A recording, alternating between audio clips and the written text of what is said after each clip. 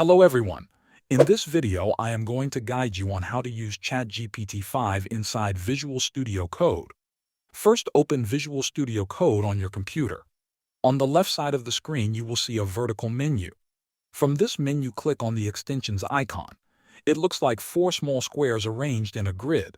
This will open the extensions marketplace where you can install tools directly into Visual Studio Code.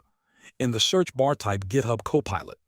This is the extension that allows you to bring AI coding help directly into your editor. Once you see GitHub Copilot in the results, click on the Install button. The installation may take a few seconds, and once it is finished, the extension will be active inside Visual Studio Code. Now you need to make sure that GitHub Copilot is running and connected. To do this, press the keys Ctrl, Shift, and P at the same time.